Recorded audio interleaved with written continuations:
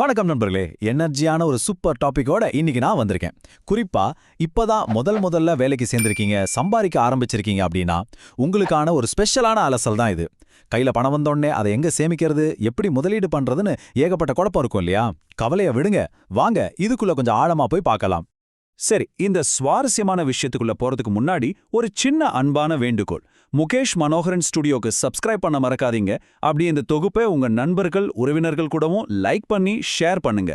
உங்க ஆதரவு தான் எங்களுக்கு எப்பவுமே பெரிய பலம். இப்போ நம்ம பயணத்தை ரொம்ப முக்கியமான ஒரு கேள்வியோட ஆரம்பிக்கலாம். புதுசா சேமிக்க தொடங்குற பலருக்கும் இருக்கிற ஒரு பெரிய கன்ஃபியூஷன் என்ன தெரியுமா? உங்களுக்கு எதுங்க ரொம்ப முக்கியம்? நிறைய பணம் சம்பாதிக்கணுமா, இல்ல எந்த கவலையும் இல்லாம ராத்திரியில நிம்மதியா தூங்கணுமா? ஒரு பக்கம் மார்க்கெட் செறிஞ்சிடுங்கிற ஒரு பயம், இன்னொரு பக்கம் அடடா கிடைக்கக்கூடிய பெரிய லாபத்தை நம்ம மிஸ் பண்ணிடுவோங்கிற கவலை.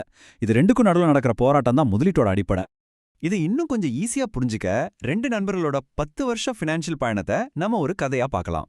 ரவி அப்புறம் கரண். ரவி என்ன பண்றாருன்னா, தனக்கு எந்த ரிஸ்க்கும் வேணான்னு ஒரு பாதுகாப்பான வழியை தேர்ந்தெடுக்கிறாரு. மாசம் 5000 ரூபாய ஒரு 7% லாபம் தர்ற சாதாரண ரெக்கரிங் டெபாசிட், அதாவது நம்ம எல்லாருக்கும் தெரிஞ்ச ஆர்டில சேமிக்கிறாரு. ஆனா கரண் அப்படி இல்ல. கொஞ்சம் ரிஸ்க் எடுக்கலான்னு அதே 5000 ரூபாய 12% சராசரி லாபம் தர்ற ஈக்விட்டி மியூச்சுவல் ஃபண்டுகள்ல இன்வெஸ்ட் பண்றாரு. முற்றிலும் வேற பாதையில போற இவங்க 2 பேரோட பணமும் எப்படி வளருதுன்னு பாக்குறது ரொம்ப சுவாரஸ்யமா இருக்கும். கரண் ஏன் அப்படி ஒரு ரிஸ்க் எடுத்தாருன்னு உங்களுக்கு தோணலாம். அதை புரிஞ்சிக்க நாம முதல்ல பணவீக்கம், அதாவது இன்ஃப்ளேஷன் அப்படிங்கிற ஒரு கண்ணுக்கு தெரியாத திருடனை பத்தி தெரிஞ்சுக்கணும். சிம்பிளா சொல்லணும்னா, காலப்போக்கில் பொருட்களோட விலை தொடர்ந்து ஏறிட்டே போய் நம்ம கையில இருக்கிற பணத்தோட மதிப்பு குறையிறது தான் பணவீக்கம். ஒரு பொருளை இன்னைக்கு நீங்க வாங்குற விலையை விட சில வருஷங்கள் கழிச்சு வாங்கும்போது அதோட விலை கண்டிப்பா அதிகமா தான் இருக்கும். இதுதாங்க யதார்த்தம். இதை ஒரு சின்ன உதாரணம் மூலமா பார்க்கலாமா? இன்னைக்கு நீங்க குடிக்கிற ஒரு கப் டீயோட விலை 10 ரூபான்னு வச்சுப்போம், சரியா? 10 வருஷத்துக்கு அப்புறம் அதே டீயோட விலை 20 ரூபாயா மாறுது. இப்ப கொஞ்சம் யோசிச்சு பாருங்க.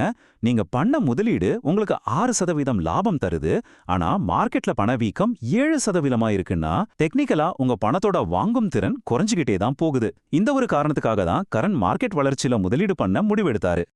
ஆனா ஈக்விட்டி மார்க்கெட் நிலவரம் என்ன? அது எப்பவுமே ஒரே மாதிரி இருக்காதுங்க. ஏகப்பட்ட ஏற்ற இறக்கங்களை சந்திக்கும். கரண் மாதிரி ஆட்களுக்கு மார்க்கெட் சரிகிறப்போ ஒரு பெரிய மன அழுத்தம் வரும். சில நேரங்கள்ல உங்க போர்ட்ஃபோலியோ மொத்தமா 20% வரைக்கும் அப்படியே கீழே விழலாம். அந்த மாதிரி சமயத்துல பேனிக் ஆகாம இருக்க பெரிய லெவல்ல பொறுமையும் மார்க்கெட் பத்தின தெளிவான அறிவும் தேவை.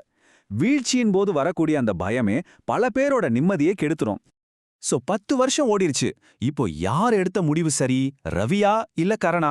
இந்த சஸ்பென்ஸை உடைக்கிறதுக்கு முன்னாடி முகேஷ் மனோகரன் ஸ்டுடியோவுக்கு சப்ஸ்கிரைப் பண்ண மறக்காதீங்க.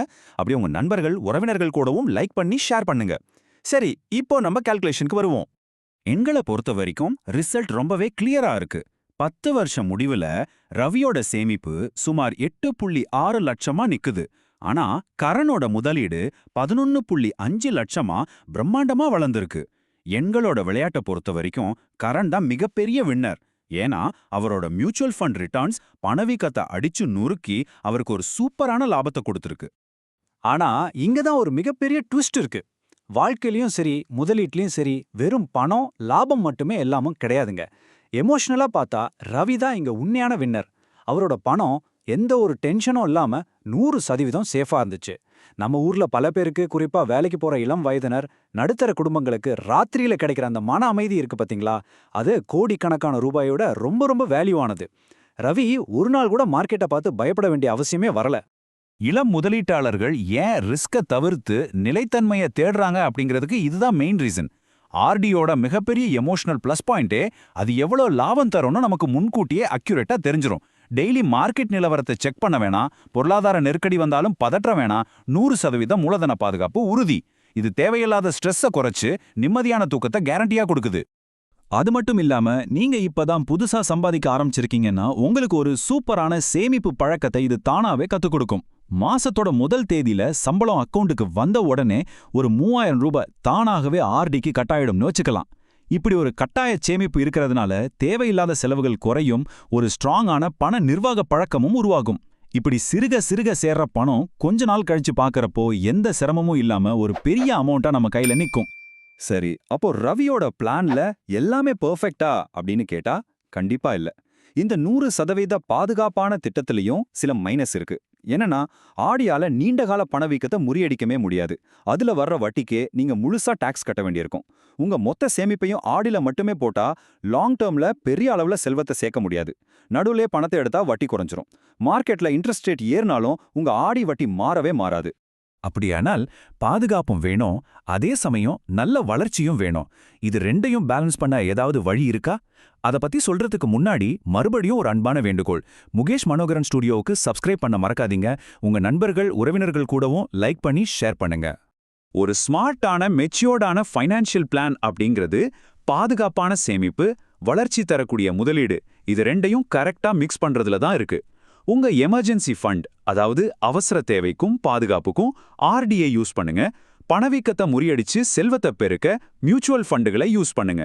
மதிப்பை பாதுகாக்க தங்கம், அப்புறம் உங்க குடும்பத்தோட பாதுகாப்புக்கு இன்சூரன்ஸ், இப்படி எல்லாத்தையும் கலந்து ஒரு போர்ட்ஃபோலியோவை உருவாக்குனீங்கன்னா அதுதான் ஒரு ஸ்ட்ராங்கான திட்டம்.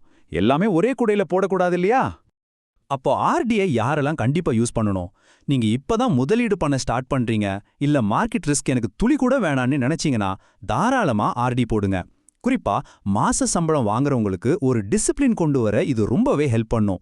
அதை விட முக்கியமா 1 வருஷத்துல இருந்து 5 வருஷத்துக்குள்ள உங்களுக்கு ஒரு கமிட்மெண்ட் இருக்கு. உதாரணமா எமர்ஜென்சி ஃபண்ட், குழந்தைங்களோட ஸ்கூல் ஃபீஸ், இல்ல அடுத்த வருஷம் ஒரு டூர் போறீங்க, இதுக்கெல்லாம் ஆர்டி தான் சூப்பரான சாய்ஸ். நாம இப்போ இந்த தொகுப்போட ஒரு மிக முக்கியமான இடத்துக்கு வந்திருக்கோம். ஃபைனான்ஷியல் சக்சஸ் அப்படிங்கிறது வெறும் அதிகபட்ச லாபத்தை துரத்துறது கிடையாதுங்க. அது உங்களோட தொடர்ச்சியான முயற்சி, நீங்க பணத்தை எப்படி கையாளுறீங்கிற விதம், அப்புறம் உங்க ரிஸ்க் எடுக்கிற திறனை பொறுத்தது. எந்த முதலீடு உங்களுக்கு புரியுதோ, உங்களால எதை தொடர்ந்து பண்ண முடியுதோ, எது உங்களுக்கு ராத்திரியில நிம்மதியான தூக்கத்தை கொடுக்குதோ, அதுதாங்க உங்களுக்கான பெஸ்ட் இன்வெஸ்ட்மெண்ட். ஃபைனலா நான் உங்ககிட்ட ஒரு சிந்திக்க வைக்கிற கேள்வியோட இதை முடிக்கிறேன். உங்களோட பாதுகாப்பு மற்றும் வளர்ச்சிக்கான முதலீட்டு கலவை, அதாவது அந்த மிக்ஸ் எப்படி இருக்க போகுது? ரவி மாதிரி 100% பாதுகாப்பா, இல்ல கரண் மாதிரி ரிஸ்கான வளர்ச்சியா, அல்லது இது ரெண்டையும் சேர்த்த ஒரு ஸ்மார்ட்டான திட்டமா? இன்னைக்கே பிளான் பண்ண ஸ்டார்ட் பண்ணுங்க. உங்க முதல் சேமிப்பு பயணம் சிறப்பா அமைய என்னோட வாழ்த்துக்கள். நிறைவாக முகேஷ் மனோகரன் ஸ்டுடியோக்கு சப்ஸ்கிரைப் பண்ண மறக்காதீங்க. இந்த வீடியோவை உங்க நண்பர்கள், உறவினர்கள் கூடவும் லைக் பண்ணி ஷேர் பண்ணுங்க. மீண்டும் அடுத்த ஒரு சூப்பரான தொகுப்புல சந்திப்போம். நன்றி.